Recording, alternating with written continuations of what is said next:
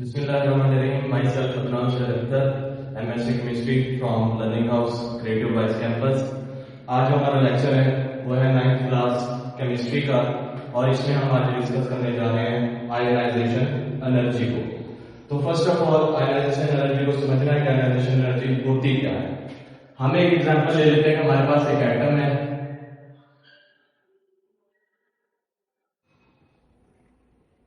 उस एटम के अंदर हमारे पास न्यूक्लियस और न्यूक्लियस के अराउंड शेल्स और सब शेल्स होते हैं।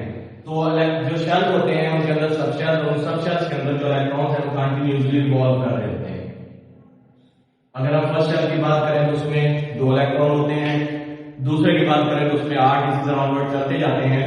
यहाँ मैंने फर्स्ट शेल में 2 इलेक्ट्रॉन बनाए हैं और जो सुपर वाला शेल है उसमें 1 इलेक्ट्रॉन बनाया है। अब जो सबसे लास्ट वाला शेल होता है उस शेल को हम नाम दे देते हैं वैलेंस शेल। जो एटम का सबसे आखिरी शेल होता है उसको कहा जाता है वैलेंस शेल। अब हमने क्या करना है कि इस इलेक्ट्रॉन को यहां से करवाना है रिमूव। इस इलेक्ट्रॉन को जो सबसे लास्ट वाला इलेक्ट्रॉन है उसको यहां से हमने करवाना है रिमूव। लेकिन इसको रिमूव करने के लिए हमारे पास 2 मुश्किलात आ रही हैं। एक तो नंबर 1 पे ये जो शेल होता है हमारे पास इसकी एनर्जी होती है फिक्स्ड। बोहर के अकॉर्डिंग जो बोहर एटॉमिक मॉडल है उसमें ये कहा था कि हर शेल जो होता है उसकी एनर्जी क्वांटाइज होती है। क्वांटाइज से मुराद की वो फिक्स होती है। और सेकंड थिंग ये जो न्यूक्लियस है ये तमाम इलेक्ट्रॉन्स को अपनी तरफ अट्रैक्ट कर रहा है और ये सेम अट्रैक्शन पड़ रही है हमारा जो वैलेंस शेल है उसके अंदर जो इलेक्ट्रॉन मौजूद है उसके अंदर भी। तो अगर हमें इस इलेक्ट्रॉन को यहाँ से रिमूव करना है तो उसके लिए हमें 2 काम करने पड़ेंगे। एक ये होगा कि हमें ये जो फिक्स्ड एनर्जी क्वांटाइज है इसको चेंज करना पड़ेगा और सेकंड ये जो न्यूक्लियस की अट्रैक्शन है इसको हमने तोड़ना है। तो उसको तोड़ने का एक आसान सा हमारे पास ये होता है कि हम बाहर से एटम को एनर्जी प्रोवाइड करते हैं। जब हम एटम को एनर्जी प्रोवाइड करेंगे तो उसके जो वैलेंस शेल का इलेक्ट्रॉन है उसकी एनर्जी ज्यादा हो जाएगी। हर शेल अब जो न्यूक्लियस के करीब वाला शेल है उसकी एनर्जी होती है कम। जैसे जैसे हम न्यूक्लियस से दूर जाते जाएंगे जो इलेक्ट्रॉन की एनर्जी है जो शेल की एनर्जी है वो बढ़ती जाएगी। तो ये इलेक्ट्रॉन है, बेशक ये इलेक्ट्रॉन है, ये तब तक अपनी जगह चेंज नहीं करेगा जब तक इनकी एनर्जी को चेंज न किया जाए। तो अगर हम इसकी एनर्जी करते हैं कम तो ये बजाय बाहर जाने के इससे नीचे वाले शेल में आ जाएगा और अगर हम इस अंदर वाले इलेक्ट्रॉन की एनर्जी करते हैं ज्यादा तो ये अपने शेल को छोड़ के इससे ऊपर वाले शेल में आ जाएगा। तो चूंकि हम लास्ट शेल की बात करें तो लास्ट शेल के इलेक्ट्रॉन को रिमूव करने के लिए हम जब इसको एनर्जी देंगे तो इसकी एनर्जी हो जाएगी ज्यादा और ये इलेक्ट्रॉन यहाँ पे हो जाएगा अनस्टेबल। और जब ये इलेक्ट्रॉन यहाँ से अनस्टेबल होगा तो ये यहाँ से रिमूव होके एटम से बाहर निकल जाएगा और जो एटम पे चार्ज आएगा वो चार्ज हमारे पास आएगा पॉजिटिव। तो एक इलेक्ट्रॉन अगर हमने रिमूव किया तो वो 1 पॉजिटिव, अगर 2 किए तो 2 पॉजिटिव। जितने इलेक्ट्रॉन रिमूव करते जाएंगे फिर उस हिसाब से उसका पॉजिटिव चार्ज बन जाता है। अब ये जो हमने इसको एनर्जी प्रोवाइड की है, ये जो एनर्जी हमने एटम को दी है इसी एनर्जी को कहा जाता है आयोनाइजेशन एनर्जी। यानी आयोनाइजेशन एनर्जी हमारे पास वो वाली एनर्जी है जो हम यूज करते हैं किसके लिए, इलेक्ट्रॉन को रिमूव करने के लिए। और ये इलेक्ट्रॉन हमने कहां से रिमूव करना है, किसी भी एटम के वैलेंस शेल में से। अगर इनर शेल से हमें इलेक्ट्रॉन को रिमूव करना है तो सबसे पहले उसके वैलेंस शेल को खत्म करना पड़ेगा। इसलिए जब भी इलेक्ट्रॉन की आयोनाइजेशन एनर्जी की हम बात करेंगे तो हम हमेशा उसके वैलेंस शेल को ही लेते होते हैं। अब अगर हमारे पास एटम है उसके अंदर सिर्फ 1 इलेक्ट्रॉन है तो अगर हम उस फर्स्ट इलेक्ट्रॉन को रिमूव करते हैं तो वो हमारे पास बन जाती है first ionisation energy. First ionisation energy जो फर्स्ट इलेक्ट्रॉन को रिमूव करेगी। और अगर एक एटम है हमारे पास जो कि 1 से ज्यादा इलेक्ट्रॉन रखता है उसमें एक और इलेक्ट्रॉन मौजूद है तो पहले वाले को रिमूव करने के बाद जो हम सेकंड वाले को एनर्जी देंगे उसको फिर हम नाम दे देते हैं सेकंड आयोनाइजेशन एनर्जी।